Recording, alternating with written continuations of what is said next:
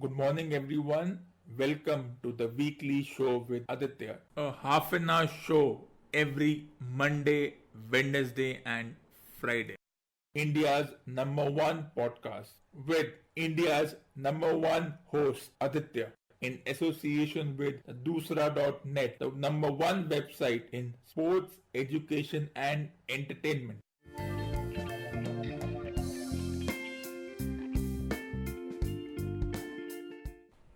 This is episode 91 of the talk show which has mesmerized listeners all over the globe.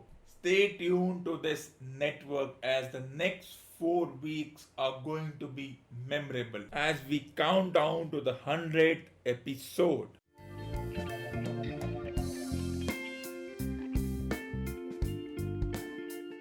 The two championship matches of the SummerSlam pay-per-view event will arouse much interest. The challengers in Randy Orton and Seth Rollins have a tough task at hand as the current champions in Brock Lesnar and Kofi Kingston will look to defend their titles and continue the legacy. While on the other hand, Roman Reigns' opportunity for a title shot continues to grow. Though he did get a chance to be the number one challenger to Brock Lesnar for the Universal title at SummerSlam, he let the opportunity go and now he has to wait. But his non-title rivalries are also interesting.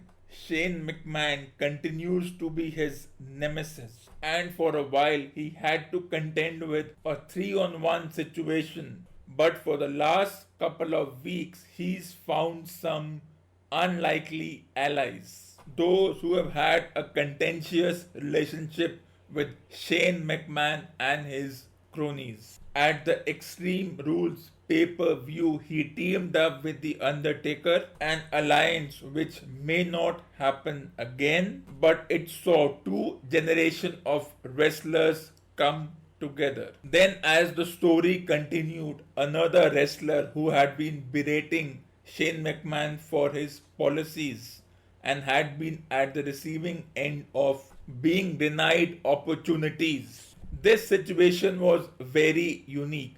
They teamed up Kevin Owens against Roman Reigns, but their plan did not go as expected. A Superman punch and a stunner put the plans of Shane McMahon and his friends to a halt. While Kevin Owens and Shane McMahon will continue their rivalry at the SummerSlam pay-per-view, it will be an interesting read as to who will be Reigns' opponent at SummerSlam.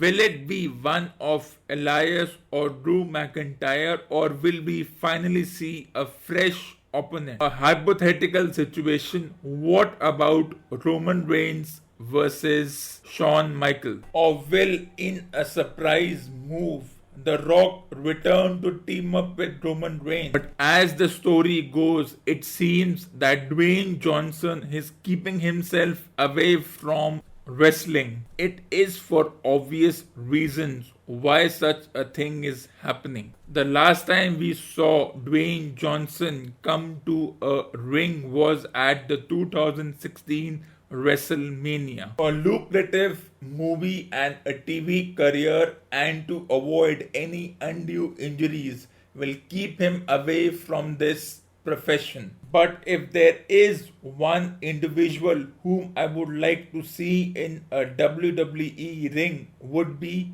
and this is purely hypothetical, but someone like Virat Kohli, who loves being aggressive, would have a great time in this particular profession once he retires. This is a poll for all my listeners. Should Kohli post retirement take up MMA or professional wrestling? We will have to keep guessing about this for the next 8 years. Nostalgia is something that is deeply embedded in us. And the WWE management brought it to the fore when they hosted a reunion. Several retired and semi-retired wrestlers were given a chance to to come back to the ring and showcase their emotion and thanks to the audience who has been responsible for their longevity. Alliances and faction have been an important part of the storyline of WWE for the past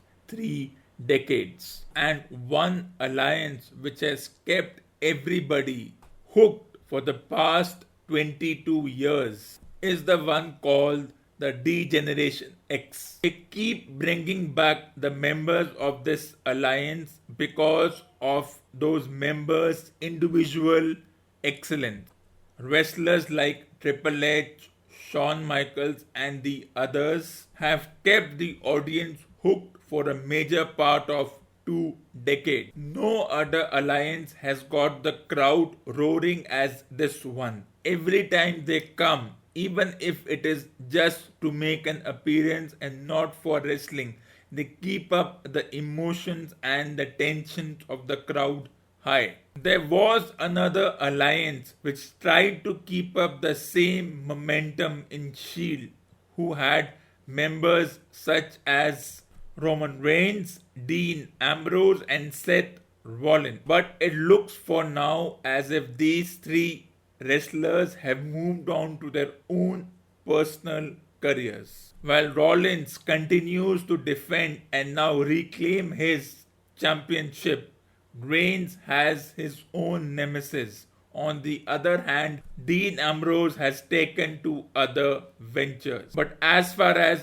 WWE goes, you never know which alliance may be reborn again. And again, this is a hypothetical situation, but one day we might see D-Generation X versus the Shield match. As with WWE, anything is possible and even the most dormant of wrestlers may return. If you look at how the tag teams have shaped up in the past 3.5 decades, three of the multiple tag teams consisted of brothers or cousins. One can take the example of currently the Usos, previously for almost 13 years the Hardy Boys, and before that what they call the Hart Foundation, Bret Hart and Jim Neidhart, while the New Day has a different definition of a tag team.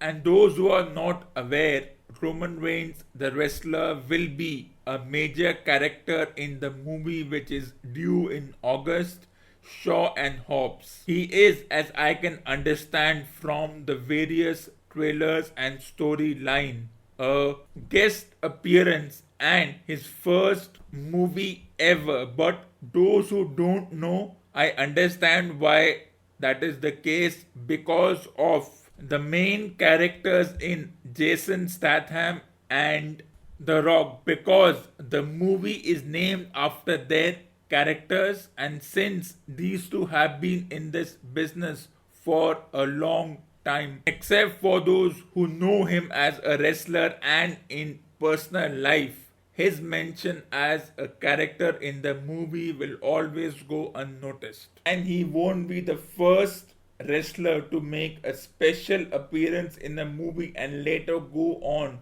to make it a post wrestling career. John Cena certainly balances his time between movies, TV shows, and wrestling, along with individuals like The Miz, Shawn Michaels, and the others. And this is a trend which is taken for granted. A sports person post retirement does not have too many options. Either they go on to become administrators and coaches, or sometimes referees and umpires. A few become part of expert panels, such as appearing in a TV debate, or take up a permanent job like a commentary team. While these options are lucrative, one domain I would like to see a few retired individuals is in the movie business. It's obvious that this won't be cut out for everyone. Those who love the glamour and want to be on TV all the time and not be restricted by unnecessary rules will find this particular domain very, very good. And those who think that you need to train yourself as an actor, I have an answer for those as well. If these retired sports person can jump into the commentary box without any training, then why can't they also take up a movie or a TV stint? And the best part is you don't have to be a main character. You can appear as your own self, as so many real life scientists and other professionals have done. One can take the example of Neil deGrasse Tyson, who has appeared as himself in so many TV shows, even if the stint is for a couple of minutes. There are a lot of factors which will govern this particular situation, but it will be something different. It depends on the flexibility of the production house and what kind of a contract does the sports person have with a particular sports federation. Let's take the example of cricket. The current commentators you see in the box, and this is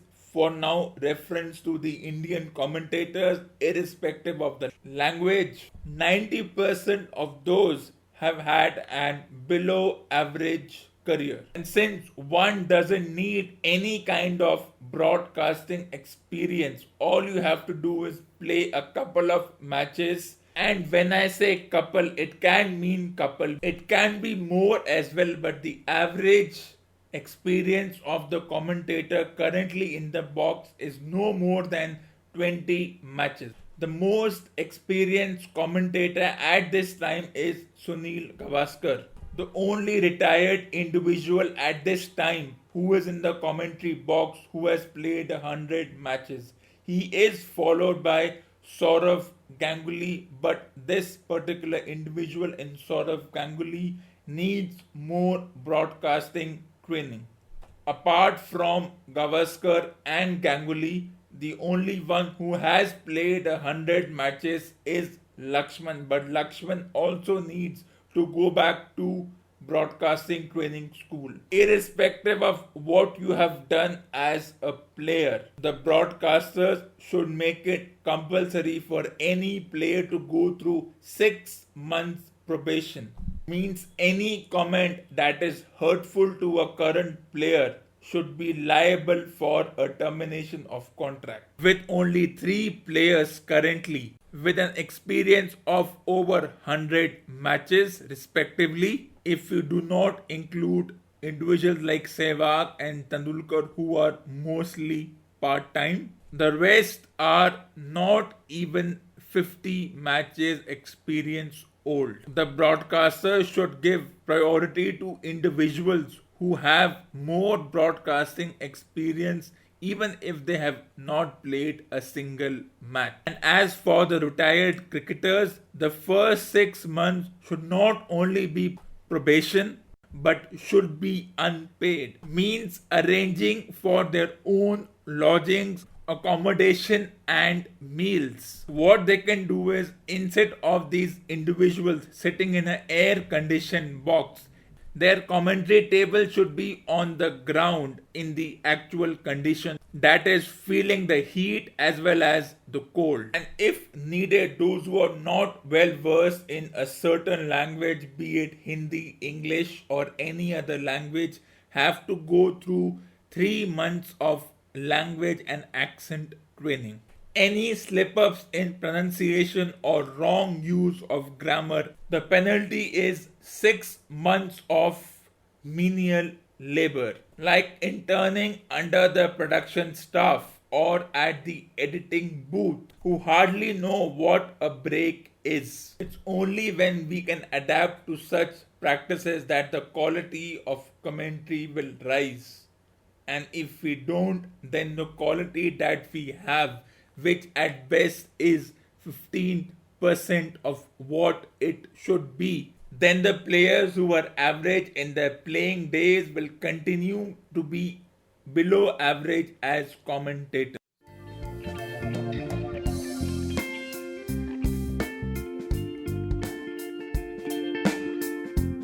Well, I hope you enjoyed this special episode. If you want to join me as a guest, send me an email as to what are the qualities you have which will make you a memorable guest. I will be back next week. Till then, enjoy this iconic 91st episode.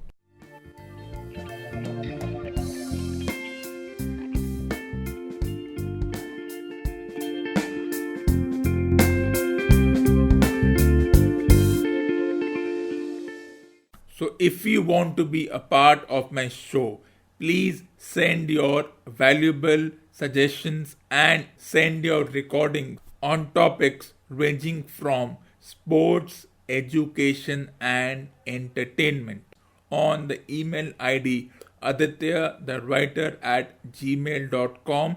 That is Aditya the writer at gmail.com. Thank you for listening to this episode. Please like and subscribe to my Facebook page and YouTube channel and stay tuned for the next episode.